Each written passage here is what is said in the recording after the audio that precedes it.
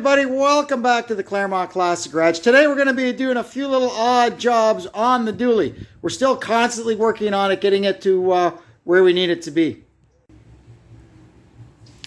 First thing we're going to do is change the CB antenna, and I'll show you why. Here's the one we have on it, and it's only on it because it's one that I had kicking around. So it goes up there like that, but every time I go to bring the truck in the garage, I have to take it off and put it there, or else it hits the top of the door and goes flying. I've already got a big wang in the roof from it falling down. So here's what we're going to do. We got this little Cobra antenna. It's a little base-loaded guy. It has reasonable reviews. I don't need to be talking with guys on the other side of the world. I just need to be able to talk to people around me. If I'm going down the road and I just need to be able to communicate with people in my actual vicinity. And of all the cheap antennas out there, this is the only one, like I said, that had decent reviews and had a long lead-in cord. That's where a lot of the lower priced antennas cheap out, is they'll only give you 8 or 6 even sometimes feet of cord. This guy's got 15. So that's plenty to get from the top of that back rack down along under the floor and up into the cab. It's not that bad a job. The wire for the antenna comes out the back here. It just goes under the dash, and underneath this console it goes out beside the shifter boot. So we can change it pretty quickly. First thing I got to do is get the shifter boot popped off, and there's 3 screws that hold the console down. We'll get it up out of the road, and then we can work. So here's our new little Cobra antenna set up. There's the old Hustler. It's pretty tall. This will be good. This would be great on a car, on the trunk lid of a car behind the back window. We'll use this for something, but this is the one we're going to use on this here truck. We've got the lead fished up and hooked up to our radio. So now we can put this all back together, and we can work on securing the wire underneath. There we go. That's a cute little thing, isn't it? Once we're finished a couple of other things in here, we'll get this out in the field and get the SWR meter and make sure it's set up good. Now we're going to get this thing hooked up with my satellite radio. I think there is a way I can use factory Mopar accessory parts and get it built into the dash eventually and run it with this head unit, but I'm still researching that. I'm not 100% sure. This is a 2003, and this was right at the infancy of that. So these old roadies that I use, they date from about the same time. But anyway, I've got it. I'm subscribed to it, so we're gonna get it hooked up. I found a place to mount it down there where it's out of the way. This little cubby here by the shifter doesn't really do anything, so it's out of the way of everything you can see. So we just have to run the antenna wire and the power wire to it, and then we can get it working. Oh, there it is, up and running. I got my little remote working here. You can see it changes the channel. Super duper. I just got to go underneath and secure the antenna lead. Here's our next little issue. We've got a seatbelt here that's kind of sticky. It doesn't like to release. I'm gonna try shooting a little oil in it. No, you know what? Maybe what I should do first is blow some compressed air in it. The problem with putting oil in this thing is that any dust that goes down there is just going to turn into like a paste. We talked about this when we were working on the transmission in that old Ferguson tractor, and I showed you how the throwout bearing sliding on the input retainer. We wanted that dry so that oil wouldn't attract dust and stick to throwout bearing. This, I'm afraid, is kind of the same. So that's what I'm going to do first. I'm going to blow some compressed air in it and see if we can get all the dust and crud out of it. We'll try that. Otherwise, we're going to have to shoot some oil in it. Or I guess, failing that, we can get a new one. Yeah, it was full of junk. I blew air in it. and this big, huge cloud of dust came.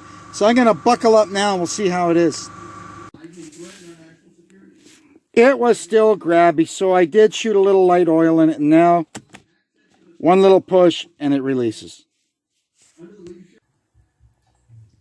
Here's our next little job. We're going to replace the sensor for our exhaust pyrometer gauge. The gauge jumps around quite a bit, and the needle will go all the way around and bury itself, and then it comes back, and then it shakes and jiggles. So I read up, and they basically said, check the connections on the back of the actual gauge. If the connections are good, the sending unit is bad. So we've got us a new sending unit right from Autometer. We're going to go ahead and change it. I hope that I can pull this out of here because it goes into this shrink tube here. We'll find out. That was easy enough. We just popped a couple of clips on this raceway here and got this out. So what we got to do first is slice this shrink wrap, and that'll expose the connections in here. It's actually ring terminals screwed together with like a screw and a nut. That's old school, man. And there's our exposed connections. Here's our new sender. It comes with the fitting to screw into the manifold. We'll just keep ours. It comes with a bung in case you had to weld a bung on somewhere. And it comes with this long piece of heat shrink, just the same as the one we cut off. So we'll undo these and hook this to it.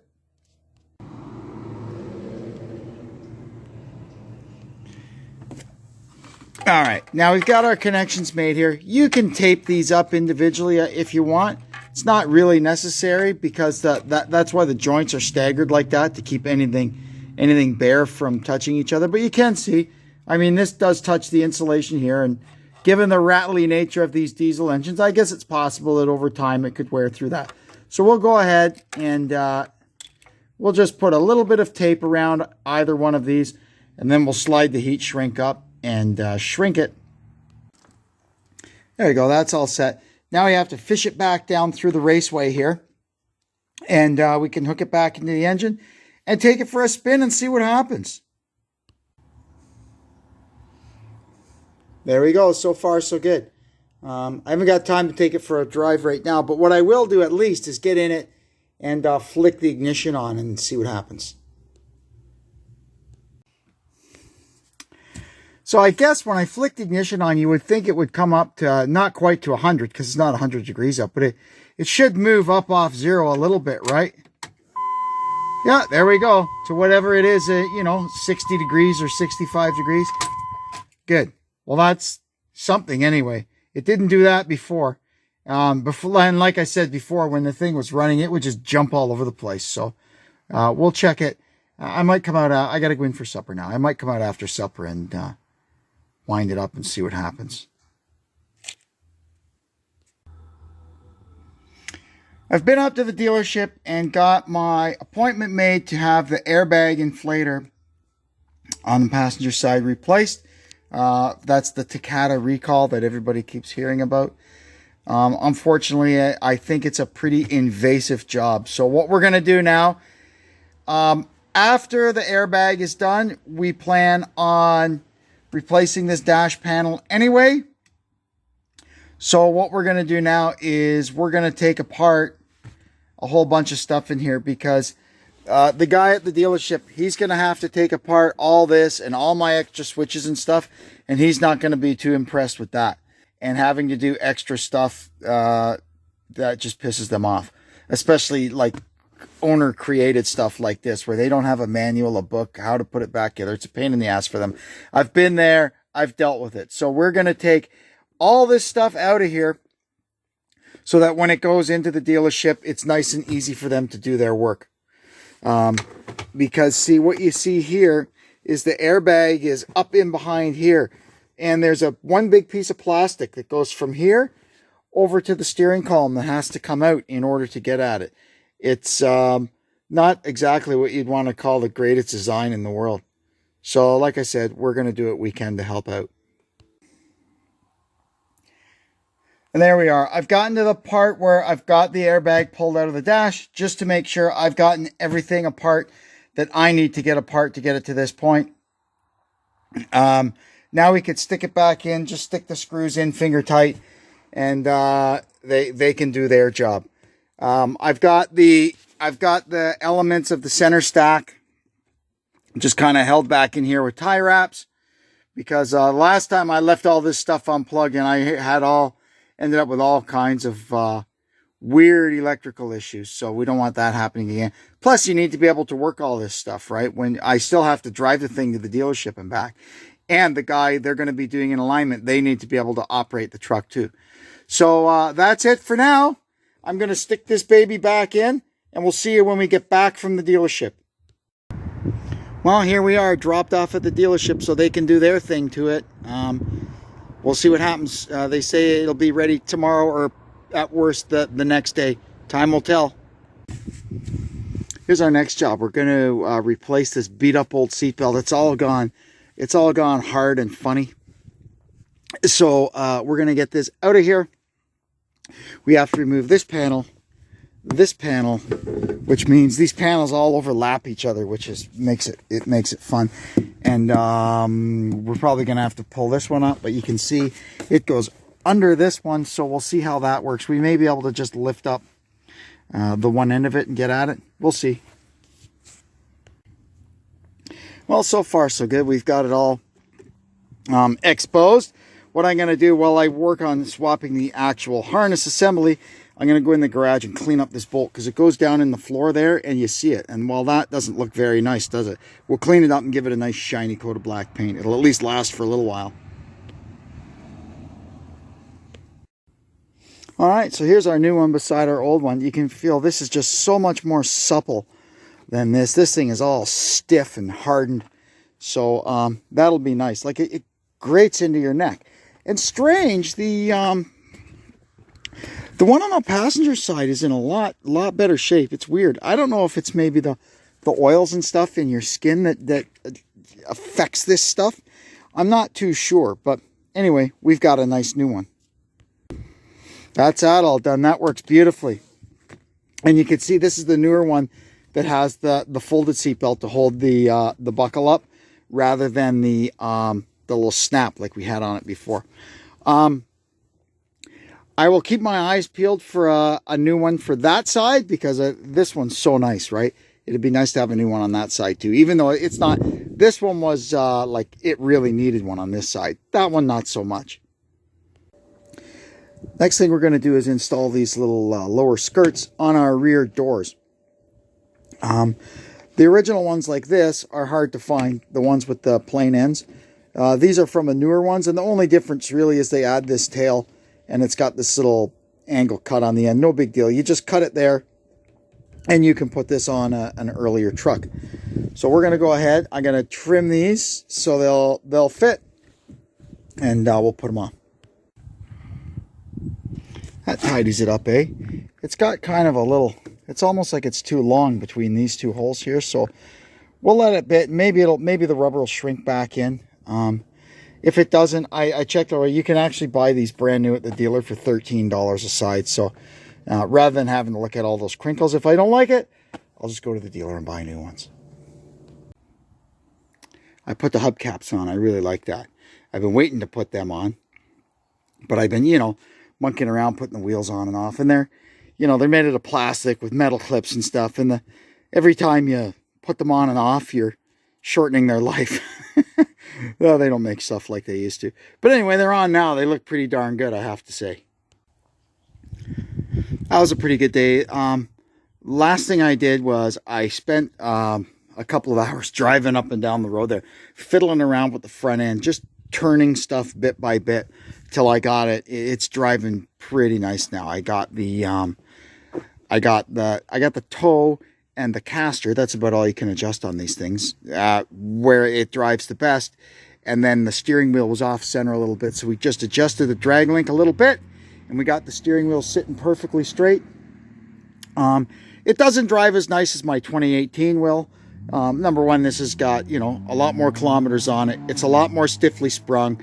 It's got different tires, and it's got those dual wheels on the back, which I think maybe they kind of follow stuff on the road a little bit more than the back of the truck kind of steers the front a little bit.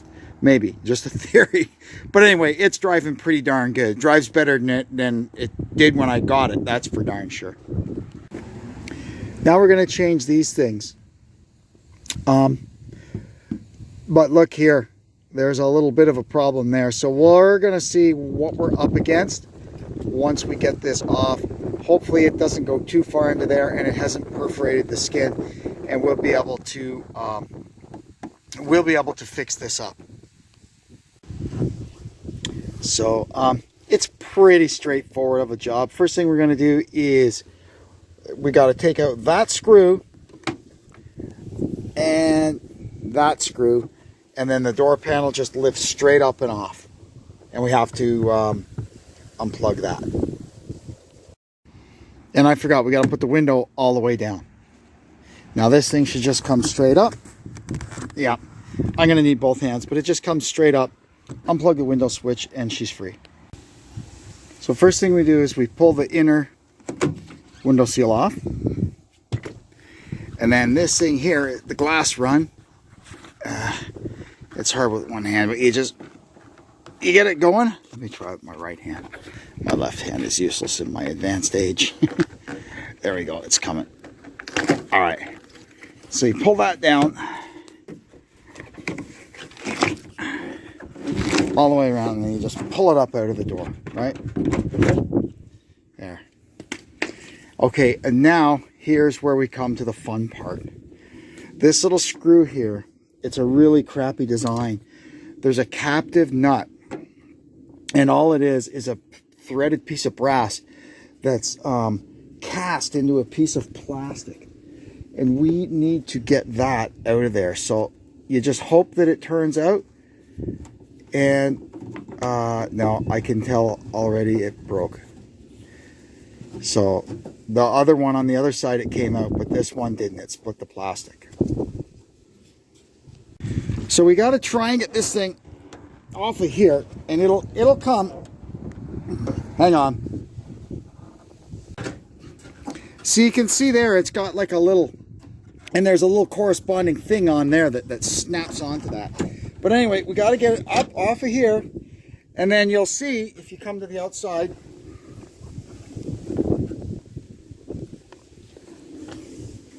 There's the goofy little captured nut, and you can see here how it split that. So we're going to have to, we'll just save this piece, and we'll put it back together, and we'll epoxy the little nut back into it, or crazy glue it or something, so that it goes back together on the new molding. So there you go. You can see it's apart now. So we'll get this all cleaned up, and we'll get it epoxied or super glued or something into the new molding, because the one on it broke when I took it apart at the junkyard too.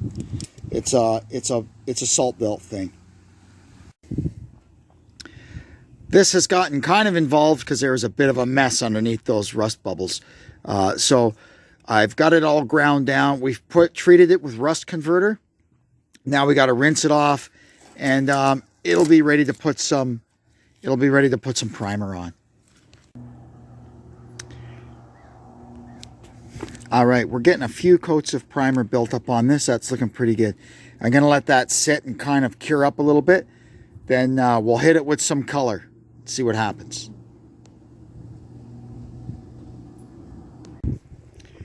Now we're getting some color onto it. When we get to it, I'm going to make a whole video about fixing all the paintwork on this truck from front to back. When we do that, I'll get a little more in depth as to how we do these little repairs. I'm no body man, I'm no painter, but I can muddle my way through little spot repairs like this, and they usually look, you know, okay. We're slowly getting this built up. We're going to have to do our final working of it later, but for now, I just want to get it protected and get some color on it. There's that little guy all fixed up. I ran it, turns out it's an M5 thread. So I ran a tap down that, got it all cleaned up, got it super glued back into there, and we cleaned up the screw. It's all good. Just waiting on our paint to dry, and we can get this thing back together.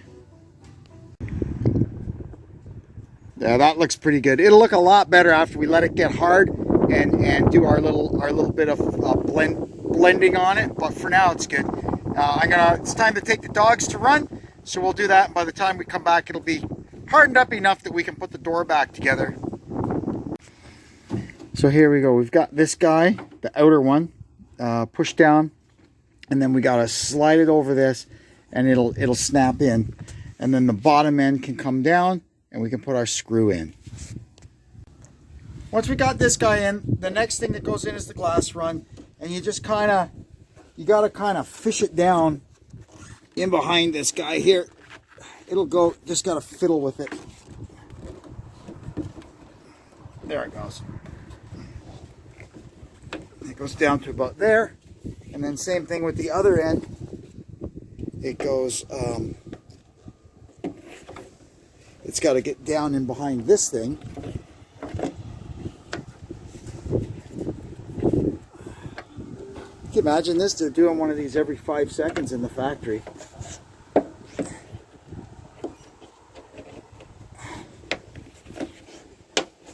There we go.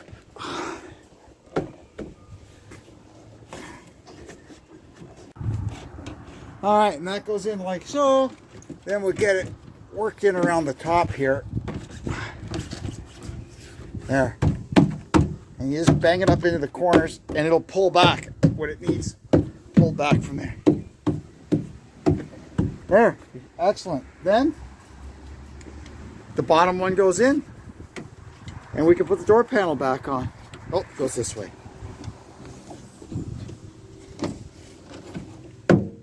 Just like that. And then we can put our door panel on. We're done. Alrighty, we're all back together. Perfect. And then that looks a lot nicer. And we'll later on I'll show you what we're going to do with that. We had her out today, and I took it to a shop and had the front end aligned.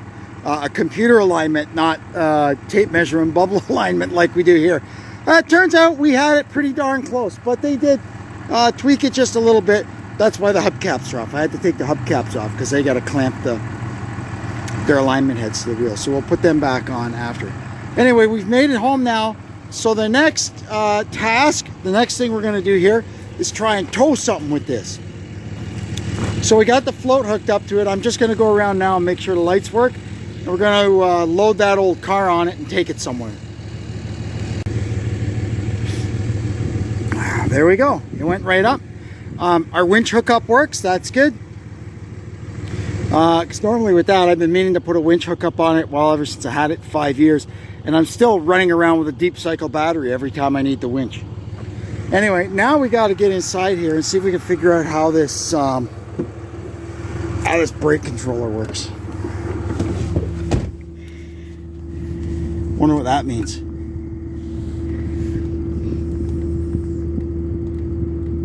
Okay.